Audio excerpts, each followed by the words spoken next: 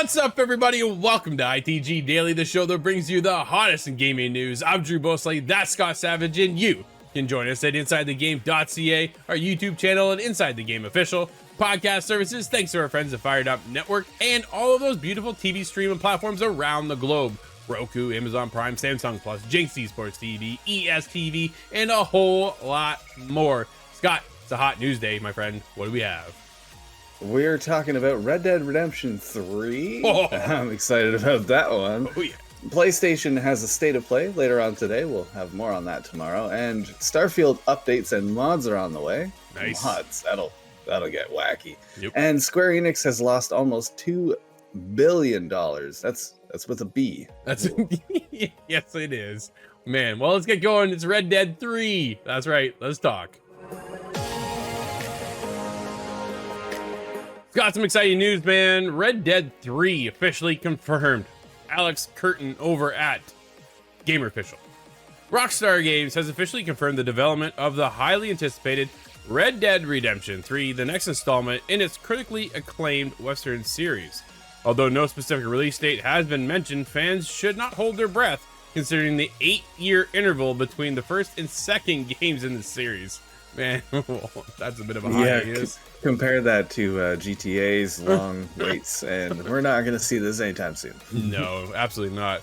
The time it takes to create something phenomenal requires us to be thoughtful and willing to rest the titles, so it becomes a special event, said Zelnick, the CEO of Rockstar Games. He's actually the CEO of Take-Two. He spoke last year at the Jefferies Virtual Global Interactive Entertainment Conference, emphasizing the importance of allowing time between releases to create a sense of rarity and excitement. Dude, they're doing it right, because I'm telling you, the hype behind Red Dead 3 and furthermore, Grand Theft Auto 6 is through the roof, right? I think this strategy actually works really well. Here's the difference though.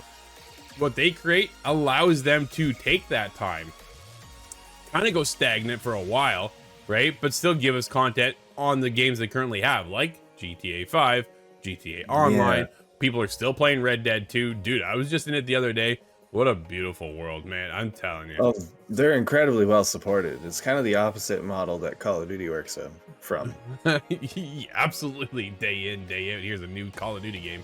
Quote, if it's really, really great, it will keep going, end quote. He added, signaling a long-term commitment to those blockbuster game series. The Red Dead Redemption saga commenced in 2004 with a lesser-known Red Dead Revolver. Shout out to you there, Scott. But it was the 2010 release of Red Dead Redemption that catapulted the franchise into the limelight. It certainly did.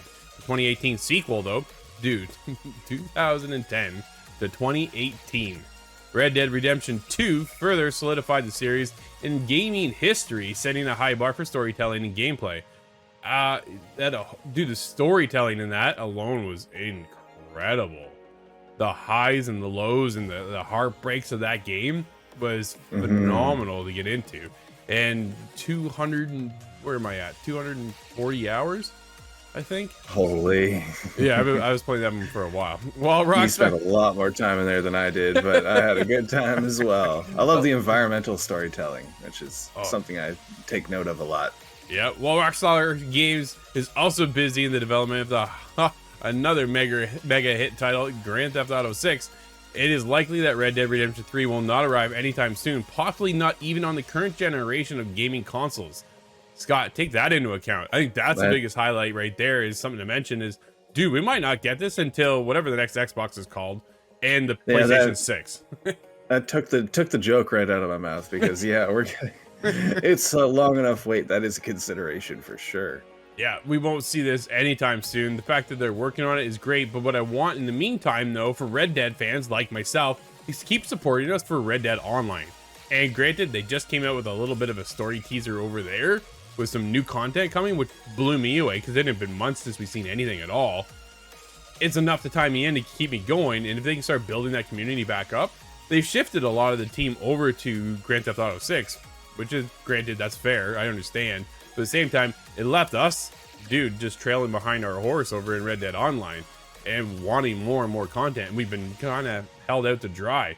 It's one of those things, dude, I want to live in that world. I want to get back into that game and keep going day in and day out. Dude, I was there almost religiously going in and getting my daily challenges on a regular basis, to the point where I maxed out my 28-day streak and then it started over. Dude, I was in it when I started going, how long can I keep this streak going for? Day in, day out.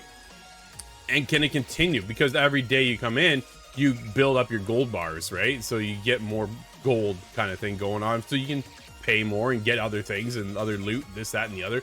You know, make more stuff for your camp or your moonshine business or whatever you're kind of doing. The money grind is something that Rockstar has really dialed into a T now. It's so good, right? Where we jump into GTA Online right now, you go spin the wheel at the casino, see what you get, but there's no daily, like I have to be there, where I felt the need, that urge of, I want to go back in and get my dailies, make sure I keep my streak going for Red Dead. And then there's just no content left anymore. They weren't supporting the game.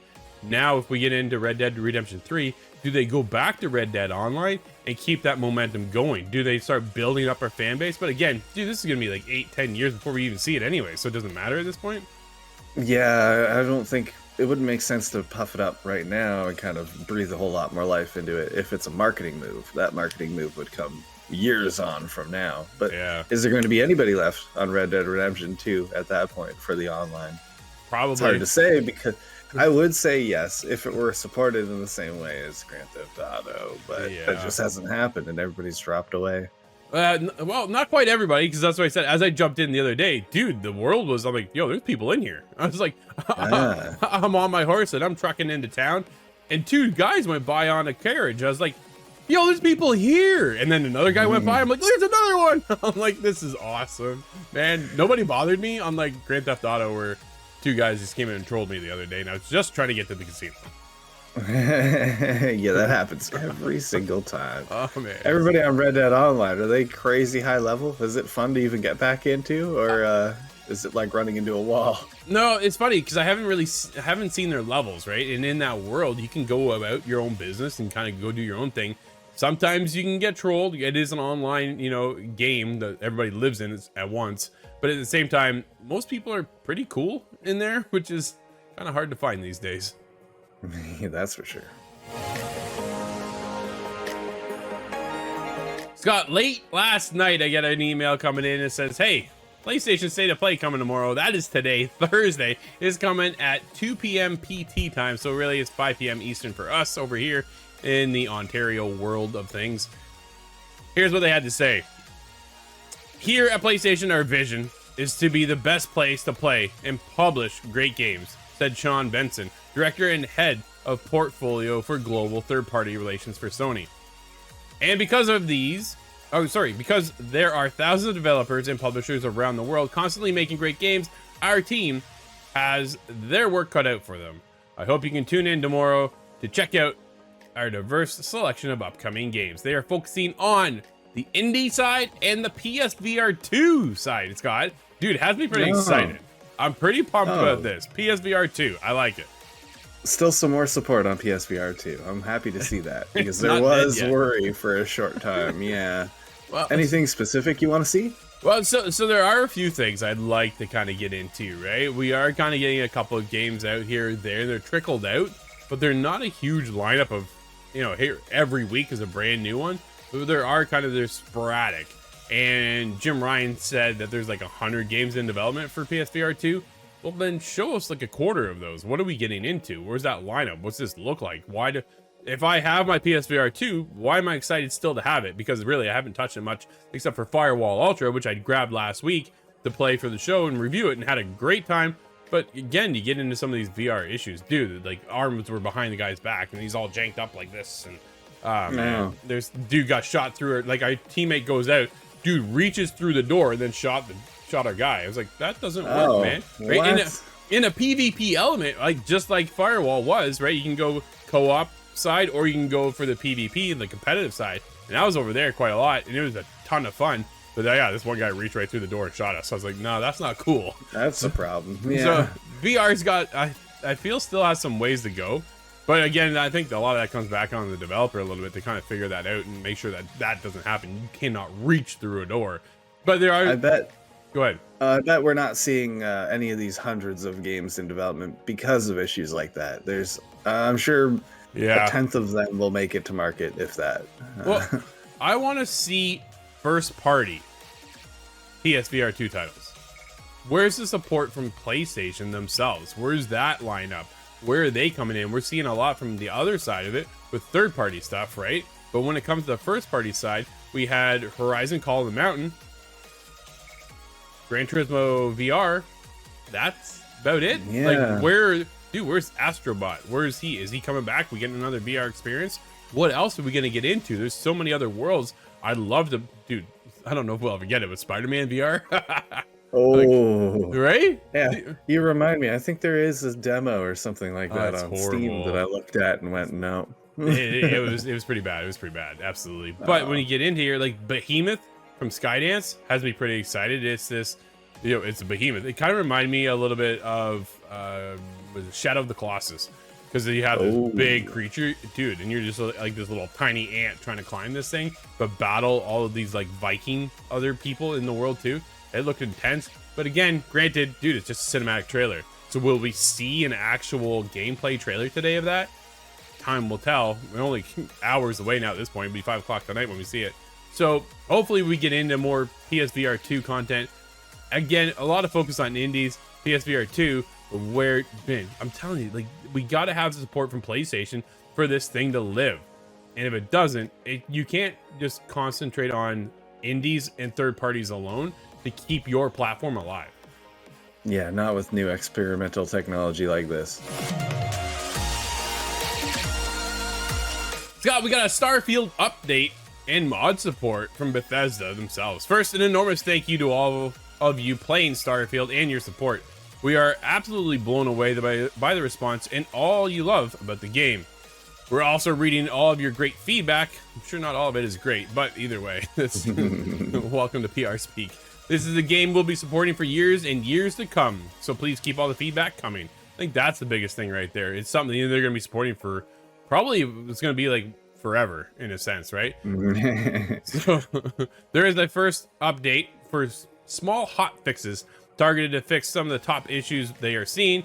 After that, expect a regular interval of updates that have top community requested features, including brightness and contrast controls, HDR collaboration menu, field of view slider, NVIDIA DLSS support for PC, ultra wide monitor support, eat button for food. Scott, I don't know what that. You just need a very quick use button. Yeah, exactly what that is. Hasn't come up with me yet. No, well, it's funny because you actually have to go into the menu, go down to aids, and then select one of your like items, and then eat it. And it's Oh yeah, that's so not good. There's a favorites menu, but yeah, so they're trying to alleviate some of that. But the problem is, dude, you can eat like a steak, and all of a sudden it's gone, right? Because you only have 1 or 2 items. So if they can put in like an actual chomp on something, eat something, even though I hate listening to that sound in my ears. Yeah, but it would be nice. I hear it quick now. edition. In every video game that comes up, I hear it. Dude, the worst one's when they bite into an apple. Why does everybody got to eat an apple? Stop eating an apple in my ear, I'm telling you. But additionally, we are working on our built-in mod support creations that will work across all platforms, similar to what we've done with Skyrim and Fallout 4. The full support is planned to launch early next year. So look for that too. Community over on PC has already begun, so they've been creating all kinds of things over there. And then eventually it'll get interwoven into the Xbox side of things, which has me excited to see what opportunities that arises from and what we can get into the mod support stuff. It's something I've never really done, because I don't want to mess up my PC, because if that goes down, I'm in big trouble. And yeah, I've never experienced on the Xbox side, which has me excited to now then be able to do that, because I think there's a less chance of a risk to put it on my Xbox than it does my PC. If that makes sense. Yeah, I think they have to be certified in some sort of manner so that it's not going to destroy your console as you load it up. I haven't really messed with mods myself, but I know people have really spent a lot of time on Skyrim to this day, and part of that is because of mod, even all the way into quest lines. Which is really cool, right? But there's update version 1.7.29. It fixes improvements on the Xbox Series X and S, improves stability related to installations, various stability and performance improvements to reduce crashes and improve frame rate. A couple quests, known issues as well. All the money can buy is now fixed. Into the Unknown is being fixed, and Shadows of Neon. Some of these things weren't popping for people, or kind of bringing up some other issues. So there's that. So nice to see them constantly going to be working on this, but dude, this is just the beginning, isn't it? Oh, it must be, yeah. I wouldn't be surprised to find out there's another re-release of this very game on the next consoles. Yeah, absolutely. That is the Bethesda way. Skyrim on your fridge.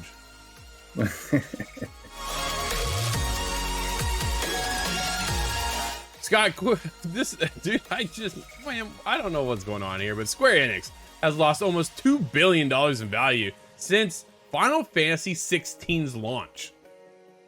Oh, but that game's really good. Yes, it is fantastic. So, yeah, let's get into this. James Batchelor over GamesIndustry.biz. Square Enix has lost nearly $2 billion in value since the launch of Final Fantasy 16, as its shares have declined, and a key long-term investor has reduced his stake in the publisher.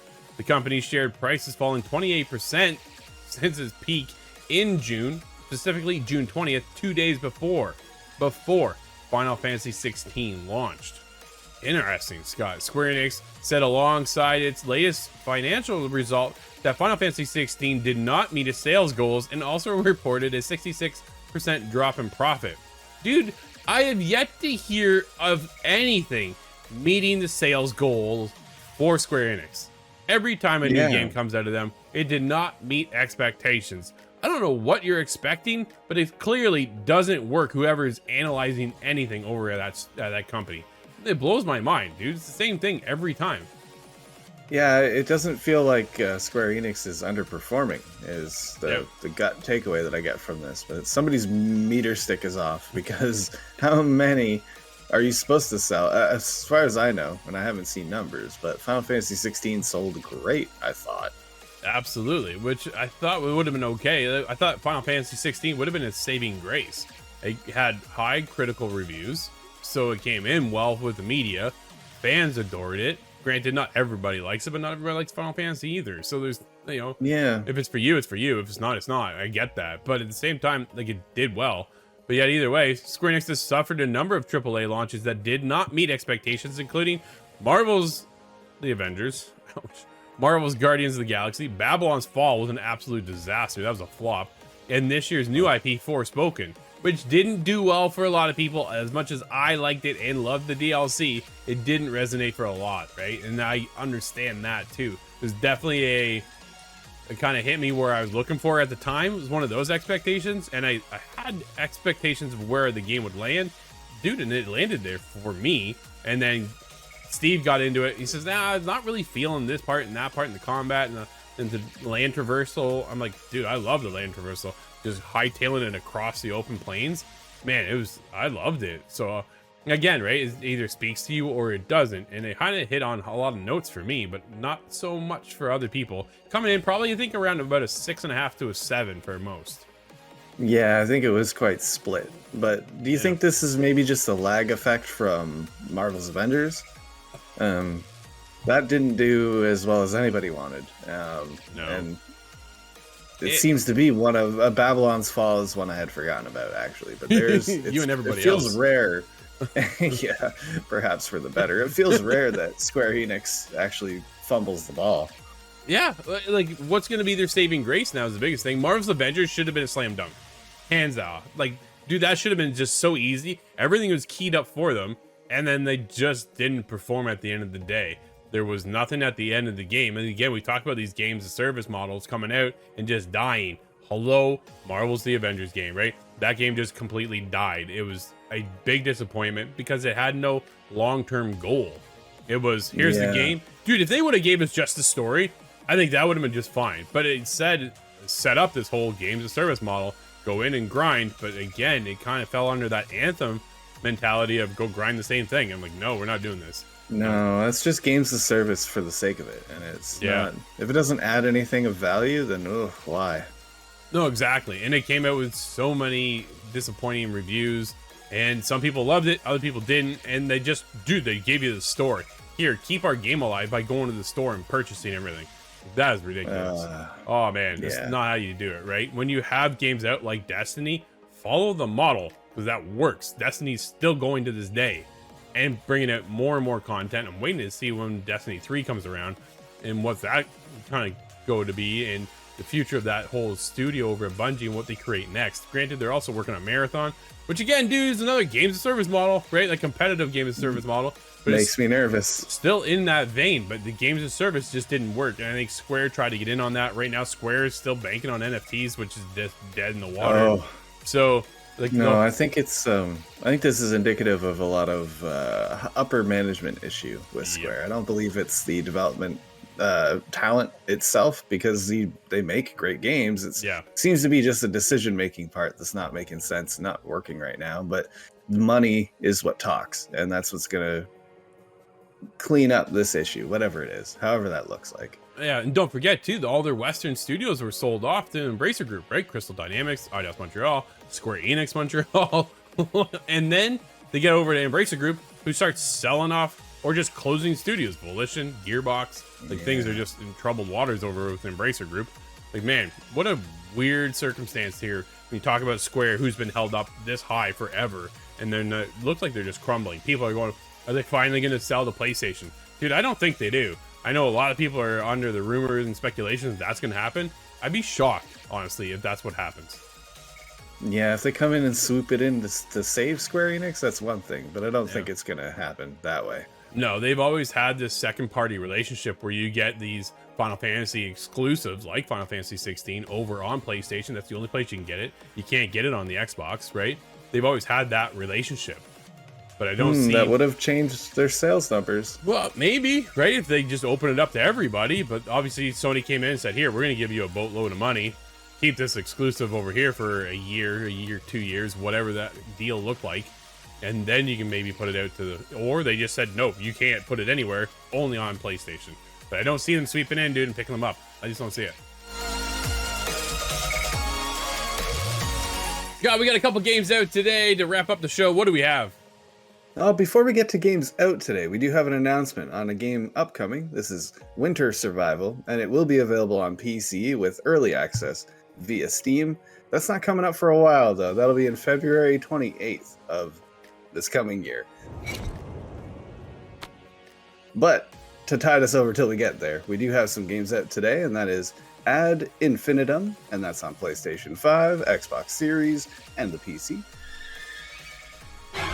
AK Axolotl, and that's on PlayStation 4, 5, Xbox One, XS, Switch, and PC. Looks kind of cute to me too. And Dune Spice Wars hits full release now on PC. We actually did a preview of that quite some time ago. Yep. Will be spilled. Rivals will surround this prosperous. Solar Ash is on Xbox One, X, and S. The Crew Motorfest has come out today on PlayStation 4, 5, Xbox One, XS, and PC, and more from us on that one in the future. Batten Kaitos 1 and 2 HD remasters on the Switch. And that concludes today's list. And that'll wrap up today's show, everybody. Thank you for joining us. This has been ITG Daily, the show that brings you the hottest in gaming news each and every day. We'll be back again tomorrow. There's a lot more to talk about tomorrow. Oh man, showcases galore. Until then, though, I'm Drew, that's Scott. And we'll see you inside the game.